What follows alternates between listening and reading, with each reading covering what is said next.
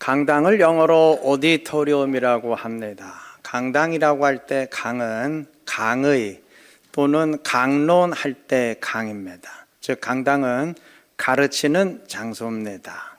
반면 오디토리움은 오디오와 어원이 같습니다. 즉 오디토리움은 듣는 장소입니다. 가르치는 장소 강당은 가르치는 사람의 관점에서 정해진 말이고, 듣는 장소 오디토리움은 듣는 학생의 입장에서 정해진 말입니다. 어떤 게 더 바람직하다고 보시나요? 가르치고 배우는 과정을 우리는 교육이라고 하는데, 교육은 가르칠 교, 기를 육, 즉 가르쳐서 기른다는 말입니다. 이 역시 가르치는 사람이 우선시되는 말입니다. 가르쳐 기르는 게 교육이라면 가르침대로 될수록 좋은 학생입니다. 선생님의 말대로 학생이 되어야 됩니다. 말대로 될수록 제대로 된 교육이고 좋은 학생입니다. 영어로는 교육을 education이라고 하는데, 이는 라틴어 ex, 듀케로에서 온 말로, ex는 밖으로고 듀케로는 끌어낸다는 얘기, 즉 밖으로 끌어낸다는 말입니다. 즉 학생의 잠재력과 생각 등을 밖으로 끌어낸다는 의미입니다. 이것은 학생이 우선시되는 말입니다. 왜냐하면 얼마나 선생님의 가르침대로 되느냐 그게 아니고, 얼마나 학생의 고유한 역량이 밖으로 발휘되느냐 그게 관건이기 때문입니다. 즉 교육이라는 말이 선생님이 가르치는 길대로 따라가게 만든다는 의미라면, education이라는 말은 학생 개개인의 고유한 길들이 잘 만들어지도록 한다는 의미예요. 그러니까 초점이 education은 학생에게 있어요. 여러분, 선생님이 가르칠 수 있도록 학생이 필요한 겁니까? 아니면 학생의 배움을 위해서 선생님이 필요한 겁니까? 초점이 누구에게 있어야 되나요? 학생에게 있어야 되죠. 그런데도 가르치는 사람의 관점에서만 말이 정해진 것은 학생의 입장을 고려하는 대신 교육의 권한을 지닌 사람의 관점에서만 생각했기 때문이 아닌가 싶습니다. 지하철 이용하시는 분들은 아마 얼마 전까지 이런 방송 많이 들으셨을 거예요. 열차가 들어오고 있으니 안전선 밖으로 물러나 주시기 바랍니다. 굉장히 많이 들었죠?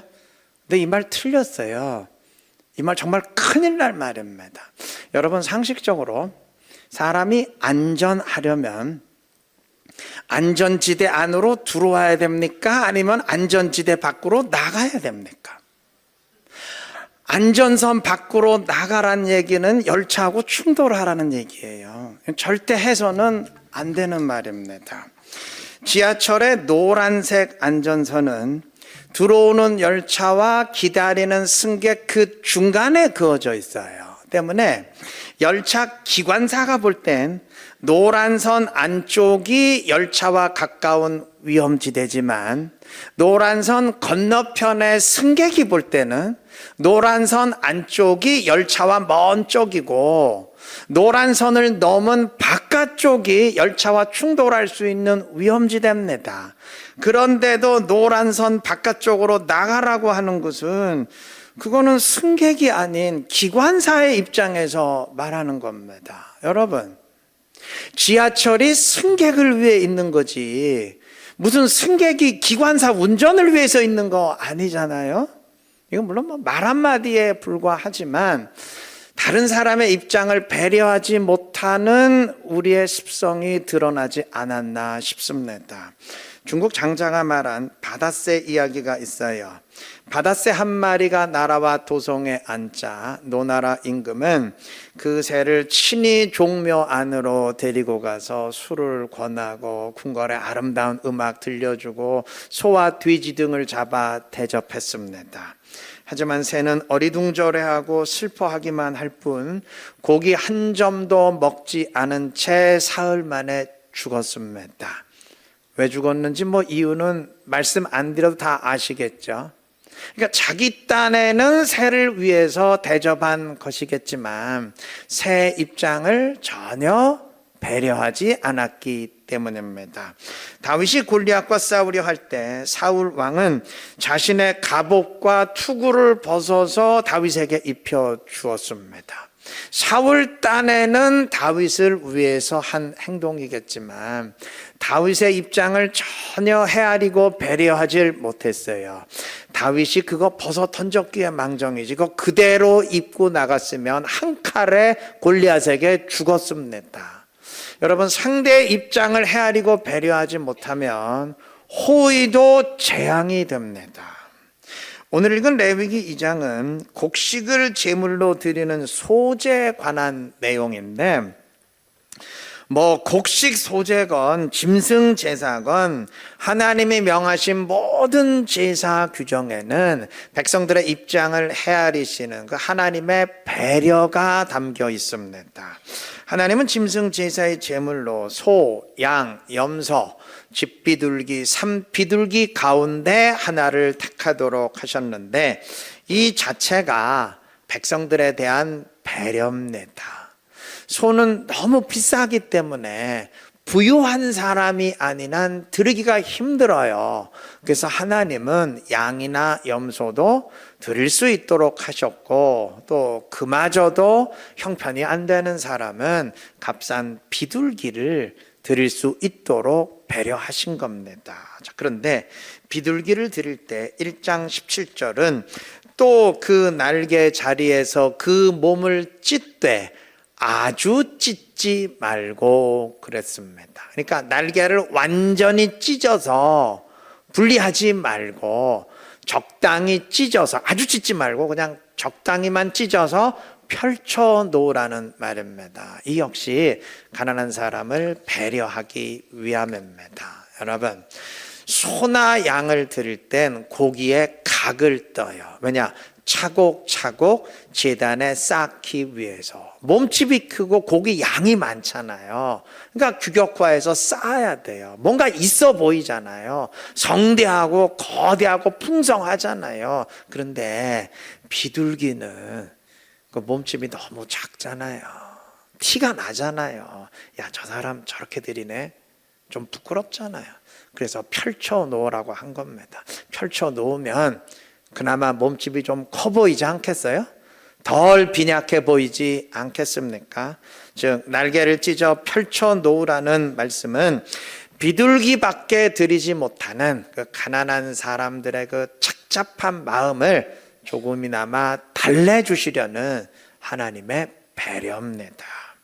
자, 곡식을 드리는 소제의 경우도 마찬가지예요. 소제는 수확을 거둔 뒤 감사의 제사로 드려지거나 또는 다른 짐승 제사에 수반되거나 또는 아주 독립적인 속죄 제사로도 드려졌는데 속죄 드리는 방식은 4가지입니다.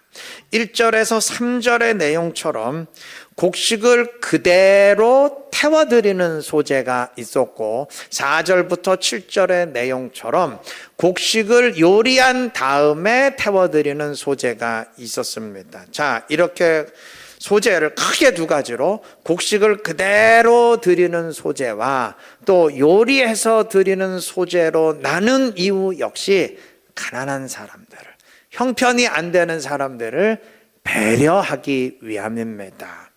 2절 중반의 내용처럼 곡식을 그대로 드리는 소제의 제물은 3가지예요. 고운 가루, 기름, 그리고 유향인데 문제는 이 유향이에요. 당시 유향이 상당한 고가품이었기 때문에 1, 2cm 정도의 작은 덩어리도 엄청나게 비쌌다고 합니다.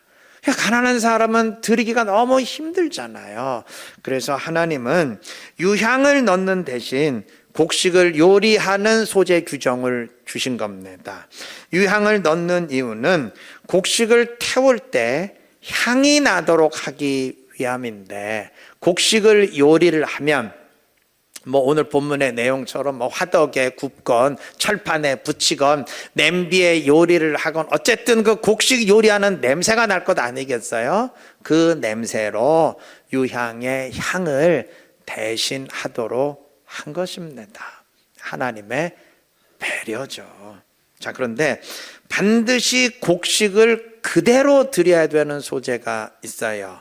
짐승 제사를 대신하는 속죄제입니다. 하나님은 비둘기도 드릴 형편이 안 되는 아주 최극빈층 사람들만큼은 곡식을 드리는 소재로 속죄 제사를 드리도록 하셨습니다.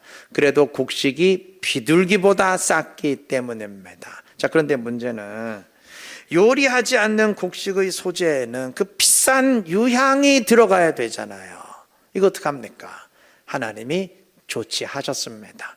레위기 5장 11절 보시면 만일 그의 손이 산비둘기 2마리나 집비둘기 2마리에도 미치지 못하면, 다시 말하면 비둘기를 살 형편도 안 되는 가난한 사람이라면 그의 범죄로 말미암아 고운 가루 10분의 1 에바를 2.2리터입니다. 예물로 가져다가 속죄 제물로 드리되 이는 속죄제인즉 그 위에 기름을 붓지 말며, 그 다음에 유향을 어떻게 하라고요? 놓지 말고. 그 비싼 유향 안 넣어도 된다. 면제해 주셨습니다. 왜 유향을 빼라고 했는지 이유는 다 아시겠죠? 형편이 안 되는 사람 배려하시려는 하나님의 사랑입니다. 자, 이처럼 하나님이 명하신 모든 제사에는 제물을 드리는 사람들의 형편을 배려하시는 하나님의 사랑이 담겨 있습니다. 그는 배려하시는 하나님이십니다. 신명기 24장 10절 11절은 말합니다. 내 이웃에게 무엇을 구워줄 때에 너는 그의 집에 들어가 전당물을 취하지 말고 너는 밖에 서 있고 내게 꾸는 자가 전당물을 밖으로 가지고 나와서 내게 줄 것이며 그랬습니다. 자, 이게 왜 이런 명령을 내리셨냐면은 돈을 구워주는 사람, 그러니까 채권자가 집 안에까지 들어와서 저당물을 취하게 되면 돈 꾸는 사람의 자존심이 상하지 않습니까? 그러니 절대 집 안에까지는 들어가지 말고 밖에서 기다리다가 돈을 꾸는 사람이 저당 잡힐 물건을 가지고 나오면 밖에서 그것을 받으라. 그러한 의미입니다. 주님은 구제할 때 오른손이 하는 것 왼손이 모르게 하라 하셨습니다. 물론 위선을 피하라는 말씀이지만 또 한편으로는 도움받는 사람의 입장을 배려하라는 말씀이기도 합니다. 내가 이 사람을 돕습니다 하고 떠들썩하게 선전하면 그 도움받는 사람의 체면이 어떻게 되겠어요? 자존심 상하잖아요. 그러니 그렇게 하지 말라. 조용히 도움으로써 그 사람 배려하라. 그러한 의미입니다. 하나님은 우리를 배려하시고 우리 또한 배려하는 사람이 되기를 원하십니다. 교회가 교회되기 위해선 배려가 필요하고 교회가 하나 되기 위해서도 배려가 필요하고 주님의 나라가 확장되기 위해서도 배려가 필요한 것입니다. 주님은 사랑하는 자에게 사랑을 베푸시고 은혜를 나누고 배려하는 자에게 역시 은혜를 베푸십니다. 바꿔 말하면 배려하지 않는 사람은 주님도 배려하지 않으십니다. 때문에 배려는 그 사람을 위한 것이면서 동시에 나 자신을 위한 것이기도 합니다. 나 중심적으로만 생각하는 그런 이기적인 사람 되지 마시고 남의 입장도 헤아리며 배려하는 사람 되시기를 바랍니다. 그래서 주님의 모습을 따르며 주님의 더 큰 기쁨이 되는 지혜롭고 신실한 우리 모두 되시기를 바랍니다. 자, 하나님은 이스라엘이 각자의 형편에 따라 제물을 드릴 수 있도록 배려하셨어요. 여태까지 우리가 그것을 보았는데, 자, 그런데 하나님은 물론 최대한 배려하시지만, 형편에 따라 배려하시지만 한 가지 요구하는 게 있어요. 우리에게 내가 너희를 배려할 터이니, 형편에 따라 배려할 터이니 그 형편 안에서는 그래도 최선을 다하라 말씀하십니다. 소를 못 드리는 사람은 양과 염소를 드릴 수 있도록 배려해 주겠다. 양도 못 드리는 사람은 비둘기만 드려도 될 수 있도록 배려해 주겠다. 비둘기도 살 돈이 안 되는 사람, 그래 곡식 드릴 수로 해주겠다. 단 네가 드리는 그 형편 안에서는 최선을 다해라, 우리에게 말씀하십니다. 자, 일단 짐승을 제물로 드릴 때 어떤 짐승이건 흠 없는 것만 드려야 됐습니다. 아까운 마음에 흠 있는 것, 병든 것, 하자 있는 것, 그런 거 드려서는 안 됩니다. 그리고 산비둘기를 제외한 짐승을 드릴 때는 반드시 자신이 그동안 수고하여 키운 가축이어야 됐습니다. 사냥해서 쉽게 얻은 것, 남에게서 선물로 받은 것, 또는 남의 거 훔친 것, 이런 거 드려서는 안 돼요. 재물은, 그 재물에는 자신이 이날까지 수고하며 키운 그런 정성이 담겨져 있어야 된다는 말입니다. 남에게 선물로 받은 거고 자기 정성 안 담겨 있잖아요. 그죠? 훔친 거. 글쎄 훔치는 것도 좀 수고는 하긴 했지만 그 정성은 주님이 원하는 정성이 아니잖아요. 재물에는 내가 여태까지 수고한 너의 정성이 담겨져 있어야 된다, 주님의 말씀입니다. 소재도 마찬가지예요. 남의 곡식을 드릴 수는 없었고 반드시 자신이 수고하여 거둔 자기 수확물이어야 했습니다. 그리고 소재는요, 반드시 보리가 아닌 밀을 빻아드려야 했어요. 왜냐하면 밀이 보리보다는 귀하고 비쌌기 때문입니다. 그리고 또 한 가지, 그 밀을 빻은 밀가루라고 해서 다 드릴 수 있는 건 아니에요.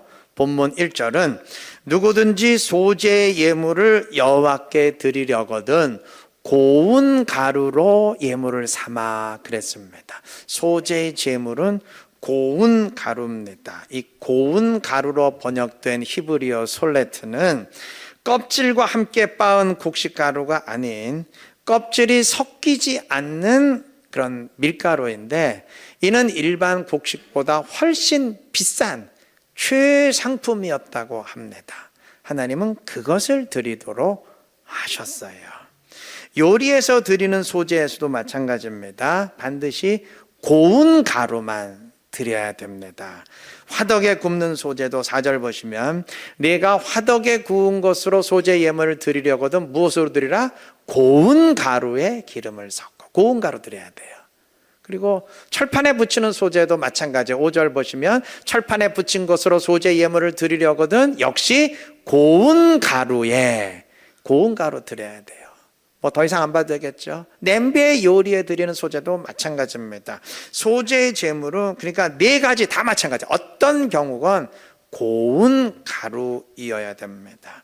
형편이 어려워서 비싼 유향을 넣지 못하고 곡식을 요리해서 드릴지언정 그 형편에서는 그래도 최선을 다하라, 그러한 의미입니다. 물론 신약시대 우리는 그 어떤 제사도 드리진 않습니다. 그 대신 로마서 12장 1절 말씀처럼 우리 몸을 하나님이 기뻐하시는 산 제물로 드려야 됩니다. 죄인된 나는 십자가에 완전히 못 박아 죽이고 하나님의 뜻대로 순종하는 나를 주님께 드려야 됩니다. 그렇다면 어떤 형편에서건 최선을 다해 드려야 되는 구약제사 원리는 우리에게 그대로 적용이 됩니다. 우리 모두 어떤 처지, 어떤 형편에 있건 최선을 다해 하나님의 뜻대로 순종하면서 그러한 나를 드려야 할 것입니다. 이미 언급한 것처럼 구약 제사에서 짐승 제물은 반드시 자신이 이날까지 수고하여 키운 가축이어야 했고 곡식 역시 반드시 자신이 수고하여 수확한 수확물이어야 했습니다. 즉 어떤 제물이건 반드시 자신이 수고한 그 수고의 결과물이었어야 됐어요. 내 수고가 없는 제물은 드릴 수가 없어요. 반드시 내가 수고한 수고의 결과물이어야 했습니다. 자, 오늘 우리가 나 자신을 하나님께 드릴 때도 마찬가지예요. 이 원리 우리에게 그대로 적용됩니다. 우리는 주를 위해 힘쓰고 수고한 결과물로서의 나를 하나님께 드려야 됩니다. 주님, 제가 한 주간 동안 이렇게 주를 위해 살았습니다. 이렇게 제가 한 주간 동안 순종했습니다. 그러한 나를 이 자리에 가지고 나와서 예배하고 드려야 될 줄로 믿습니다. 아마 직장 생활 하시는 분들이라면 열심히만 하지 말고 잘해, 뭐 이런 말 들어보셨을 겁니다. 열심히 하는 건 기본이고 성과를 내라는 의미겠죠. 예, 열심히 하는 게 과정이라면 성과는 결과입니다. 뭐 취미생활이나 봉사활동이야 뭐 과정만으로도 충분히 의미를 찾을 수 있겠지만 직장은 다르잖아요. 직장은 뭐 동호회나 봉사단체가 아니지 않습니까? 성과를 내지 못하면 존속하지 못하고 해체되는데 당연히 성과를 내는 게 중요하겠죠. 세상은 성과로 평가합니다. 대학이 학생 뽑을 때 얼마나 공부를 열심히 했느냐 그걸로 뽑지 않아요. 딱 하나, 너 몇 점 맞았느냐 결과로 평가합니다. 모두가 마찬가지예요. 음악 연주자는 얼마나 열심히 연습했느냐 그걸로 평가받지 않아요. 운동선수는 얼마나 열심히 훈련했느냐, 또 보험 설계사는 얼마나 열심히 고객을 찾아다녔느냐 그걸로 평가받지 않아요. 그건 상관없어요. 딱 하나, 너 얼마나 잘하느냐, 얼마나 성과를 내느냐 딱 그걸로만 평가받습니다. 그런데 주님의 나라는 다릅니다. 주님은 열심히만 하지 말고 잘해 그렇게 말씀하지 않으세요. 주님 반대로 말씀하세요. 결과 내지 못해도 상관없다. 잘하지 못해도 상관없다. 단 너의 주어진 형편에서 열심을 다하면 된다. 그렇게 말씀하시고 주님은 그 과정까지만 보십니다. 다음 주부터 세렝복 축제 시작되는데 이미 2번 해봐서 아시겠지만 어떤 사람은 참 전도의 열매를 잘 맺는데 어떤 사람은 나름대로 열심히는 하는데 전혀 성과가 없어요. 참 허탈하죠. 괜찮습니다. 전혀 성과가 없어도 전혀 상관없습니다. 왜냐하면 주님은 절대 성과를 따지지 않으십니다. 결과는 나에게 달린 것이지 네 책임 아니다. 상관없다. 단 주어진 상황에서 너의 최선 다하면 된다.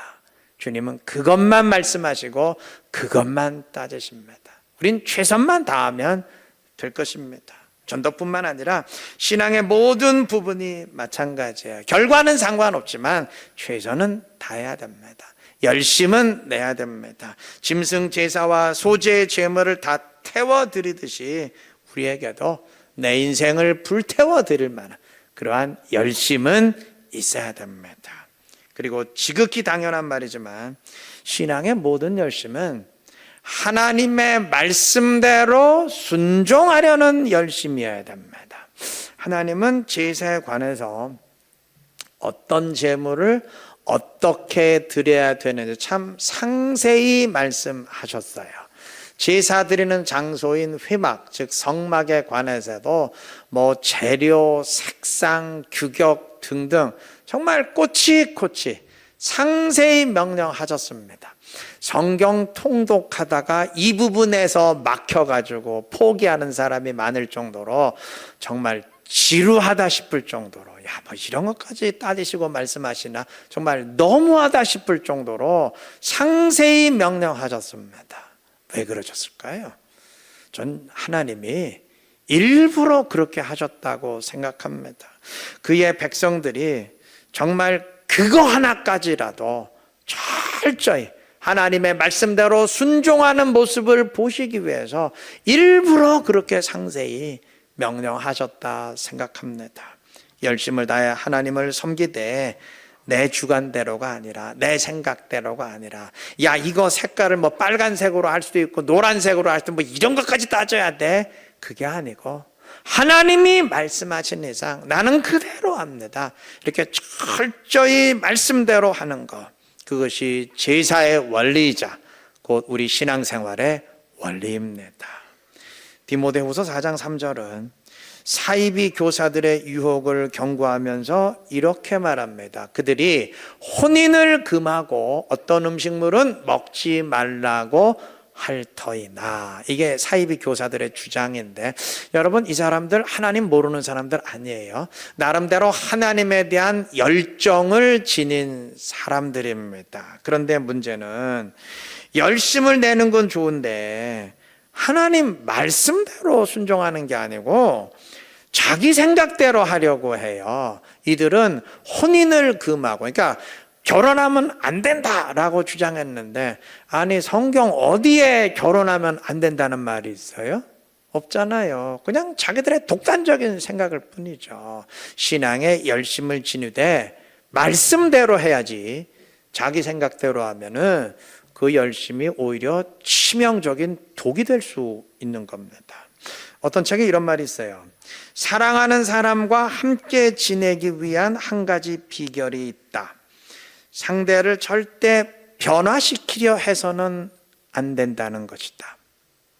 여러분, 사람을 사랑한다면 내 생각대로 변화시키려 해서는 안 돼요. 하물며 하나님을 사랑한다면서 하나님을 내 생각대로 변화시키려고 합니까? 하나님의 말씀은 이러한데요, 제 취향은 다르거든요. 그러니까 저는 제 취향대로 합니다. 하나님이 저한테 맞추세요. 뭐 이렇게 하나님을 바꾸면서 변화시키면서 하나님과 사랑의 관계를 유지하려고 하십니까? 안 되죠. 제사의 원리 꼭 기억하시기 바랍니다. 나의 상황에서 최선을 다하시되 철저히 하나님의 말씀대로 하는 것, 오직 그의 뜻대로만 순종하는 것, 그게 곧 제사고 우리의 신앙 생활입니다. 늘 최선을 다하시되 오직 하나님의 말씀대로 순종하시기 바랍니다. 바꿔 말하면 하나님의 말씀대로 순종하시되 우리 최선을 다하십시다. 그래서 내 뜻이 아닌 주님의 뜻을 이루며 주님의 더 큰 기쁨이 되는 지혜롭고 복된 우리 모두 되시기를 그리스도의 이름으로 축원합니다.